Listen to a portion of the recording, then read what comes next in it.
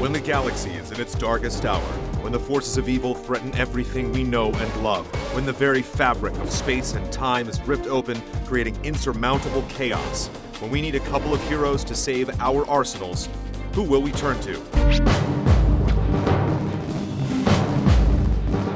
I could use a bit of exercise. When Ratchet & Clank returned in February of 2007, it was on Sony's 2-year-old PlayStation Portable. Size Matters was not its first mobile outing, technically following 2005's going mobile, but it was the first on-the-go entry to deliver the series' patented gameplay largely untouched. It was also the first Ratchet game to be developed by another studio. Having much more in common with Up Your Arsenal than Deadlocked, High Impact Games modeled it as a classic Insomniac-style platformer. Clank! What a coincidence! What are you doing here? I am trailing Ratchet and Clank to see what they are doing, so I can join in on their next adventure. Hey, that's what I'm doing! No, wait, It kicked off with Ratchet and Clank relaxing in paradise when they're approached by a young girl doing a book report on the two explorers. She turned out to be a robot controlled by the Technomites, tiny inventors bitter that no one recognized them for their achievements. The story and the weapons were both amusing in Size Matters, Good luck with whatever that was you were doing. with the bee mine and acid bomb gloves standing out. The PSP made its name on delivering home console experiences you could take anywhere, and Ratchet's pick-up-and-play nature made it a perfect fit for the system. If there is trouble, then it is our duty to ensure that... It fit the PSP so well, the series came back to it a year later, perhaps to get back at Ratchet for hogging his own game on the PS2, and no doubt inspired by Daxter's successful solo project 2 years earlier. The famous duo was split a second time for 2008's Secret Agent Clank, starring Clank's dashing alter ego. The Eye of Infinity, a powerful and expensive gem, was stolen, and it appeared that Ratchet was the thief. With Ratchet in prison suffering through arena-style mini-modes, Clank donned his tie-a-rang and cufflink bombs in order to find the real culprit and clear his pal's name. Gameplay was focused on stealth and espionage rather than brute force gunning, relying more on gadgetry to infiltrate the levels undetected. Quark was also playable, recanting his own experiences for a biography writer. That's what you want me to write? That's my story, and I'm sticking to it. Where to next? Our next destination? Excitement! Both Ratchet and Clank adventures on the PSP assimilated to the PS2 as well, a year after their initial release. I believe my hand here has already been played. Oh yeah, and there'll be some furry guy with his little robot pal. If only we had some footage to show you. Captain Quark, we have the trailer right here. At the Game Developers Conference in 2006, fans got a massive tease of what Metropolis could look like in HD. Lots of franchises pride themselves on fancy technology, but it's practically built into Ratchet & Clank's DNA, so expectations of a new trilogy on the PS3 were out of this world. Some were concerned that the studio was split between two franchises for the first time in its history, and therefore, quality could be sacrificed. You'll get to see me, Captain Quark, in mind-blowing, jaw-dropping, high-definition detail. The Lombax robot team's first mission in HD was aptly named Tools of Destruction, another stellar example of Insomniac's explosive imagination. Does your life lack a sense of purpose? Do you constantly worry about finding steady income? Do you like killing stuff? Then join the Imperial Army and aid me in my humble quest for galactic domination. The PS3 game marked the beginning of a new chapter labeled Ratchet & Clank Future. The duo's extended vacation ended when they got a message from their old pal Quark that the city of Metropolis was under attack. Got a bit of a situation here at the Planetary Defense Center. Nothing I can't handle, mind you, just a few thousand heavily armed robotic commandos, but I figured, hey, if you were in the neighborhood, maybe... Emperor Percival Tachyon of the Kragmites launched a massive Lombax hunt for you-know-who so that Tachyon could erase the last of Lombax's kind and complete his revenge. You are now entering Fastoon. Touching down in 5, 4, oops, 3, 2, 1. Up until now, fans knew very little about where Ratchet came from or any details about his fictionalized race. What the... Where is everyone? I tried to tell you, Ratchet. The database said this planet was deserted ages ago. With the help of Talwyn Apogee, the inseparable astronauts discovered the Lombax secret, the Dimensionator, a helmet capable of opening wormholes to various dimensions. The Dimensionator, built by 8 of the brightest minds in Lombax history. The Dimensionator's ergonomic design is the culmination of nearly 3 Arcturian cycles of research. Tachyon used the helmet to bring back the Kragmites, but Ratchet and Clank kicked him and his dreams of galactic domination down a black hole. The typical happy ending was cut short, however, when Clank was carried away by the mysterious Zoni. It was the first direct cliffhanger in the series and an unmistakable opening to another trilogy. Whoa. Clank.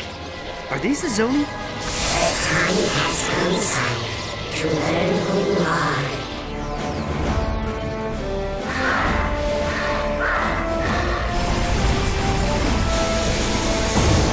Tools of Destruction expanded the traditional formula of traveling to multiple planets with branching paths, collecting weapons and gadgets along the way. Added to the mix was a new on-rail space combat minigame that involved flying and shooting waves of space pirates. Ahoy there, young scallywags! This be Captain Slack, scourge of the galaxy. Surrender your vessel, or be cast to the depths of the universe! The older games were known to make the PS2 buckle when the bolts were flying, but the PS3 had the power to handle the new cache of equipment with ease. Surrender your deathbot, and simply allow us to kill you. No one else need be harmed. Fair enough. Big new weapons included the 6-axis controlled Tornado Launcher, the lock-on Predator Launcher, and the Alpha Disruptor, which reduced most bosses to dust. For the first time, Insomniac added a limited number of devices to Ratchet's arsenal, basically removing their ability to be upgraded or replenished from crates. These included the trash-talking Mr. Zircon, Mr. Zircon make death for stinky aliens, and the iconic Groovatron, which gave any enemy or character in the game dance fever. Clank got a few upgrades from his supposed Zoni friends, such as robo-wings that allowed Ratchet to soar through the sky. The hollow pirate disguise was necessary to fit in with the best of the dancing pirates, while the Gelinator added a little spring to Ratchet's step. I love the ruins! Feng Shui meets drab and dismal, I dig it. Silence, you half-wit! Tools of Destruction received a great deal of praise. Some reviews called it the best the PS3 had to deliver, surpassing other blockbusters like Oblivion, Warhawk, and Insomniac's own sci-fi shooter Resistance. To date, it sold 1.7 million copies. Spike TV awarded it the best game on the PlayStation 3 that year. Along with staying on par with what fans had expected of Ratchet and Clank, this new entry also brought character animation to a point that rivaled the movies. Fans braced themselves for another long wait, but Insomniac had something already in the pipeline. A shorter adventure, but one for half the price. It would be the first major downloadable title on the PlayStation Network. Congratulations! You remind me of me when I was a young fighter, only shorter and less strapping. Quest for Booty, released on August 21st of 2008, picked up just after Clank was stolen. The game dove deeper into the lore behind the space pirates. After infiltrating a pirate fleet, Ratchet found himself stuck on a planet with no means of escape. And so, the Lombax discovered the little-known pirate party foul 21-13, which states, never interrupt a band of grogged-up space pirates simply because you lost your robotic mate and seek the assistance of a dead captain. There, he learned of a device that could reveal Clank's location, the Obsidian Eye, but it was missing its power source. In the process of trying to find one, Ratchet resurrected an old pirate captain who went on a pillaging spree. I think you two could do as a good pillaging. Ratchet defeated the enemy pirates and used the Obsidian Eye to discover that Clank was being held captive by none other than Dr. Nefarious. Our hero took off into space. Little did he know, the greatest challenge he would ever face lay just ahead. The end. Want to hear it again? I didn't want to hear it the first time, you mangy old bucket of balls!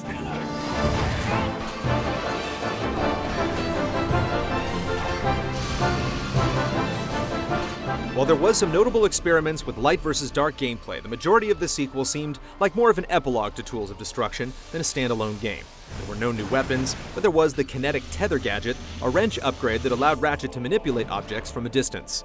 Quest told enough of the story to align itself as the middle chapter following Tools of Destruction. It would wrap up the trilogy with a bang. Row! Row! Oh, let me guess. Row? Shut up! In 2009, Ratchet & Clank again landed at the Game Developers Conference with the announcement of a crack in time. A design-your-own-weapon contest was held, and the winner's creation, Spiral of Death, was included in the final product. The conclusion to the future trilogy launched on October 27th that year. Come on, it's time to go. In some ways, Insomniac presented Crack in Time as two games in one, but to do this, it needed to separate the titular team from most of the mission. Ratchet started on the move to find his robotic better half, hopping from planet to planet. Clank was being held prisoner on the Great Clock, a large timekeeping device built by the Zoni, in the exact center of the universe. Give or take 50 feet. Clank made a daring escape and discovered he was born inside the Great Clock, and was the next in line to maintain the powerful machine. Clank was given the Chronoscepter, and began tackling large levels on his own by recording and playing back time.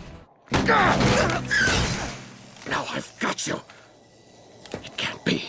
Meanwhile, Ratchet met another Lombax named Azimuth, who knew his father, and the two learned much about their place in the universe.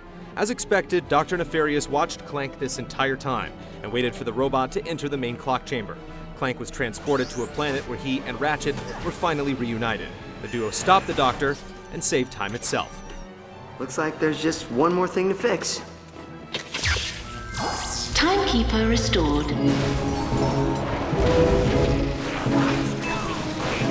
Separating Clank from Ratchet allowed the two to focus on their strengths. Ratchet traveled to various worlds, but their maps were much more linear.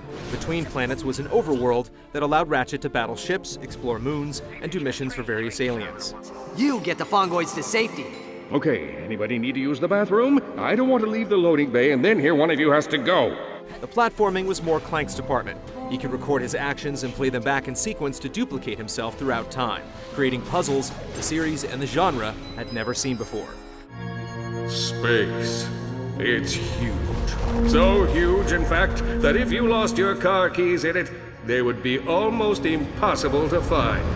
Ratchet was given modifiable weapons for the first time in the series, like the Constructo Bomb Glove and the Constructo Shotgun, both customizable with parts that Ratchet found along the way.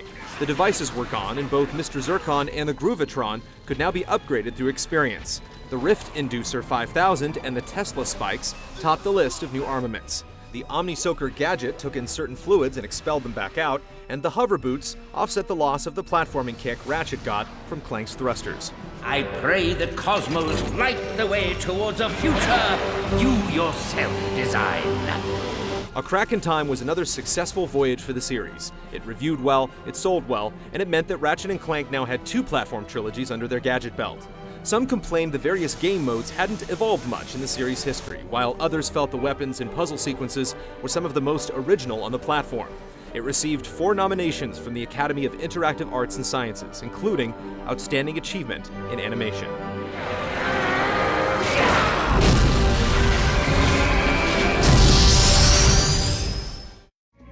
At this point, Insomniac once again chose to take the series in a new direction. Much like Deadlocked from 2005, 2011's All for One was not exactly what fans had sought to satiate their appetites for nuts and bolts. You ready, pal?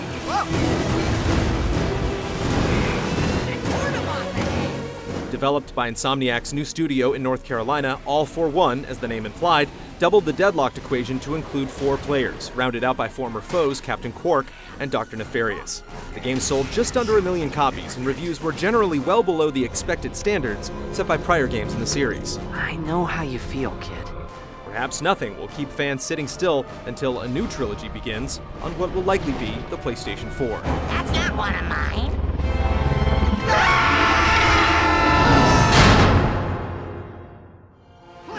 Clank, are you okay?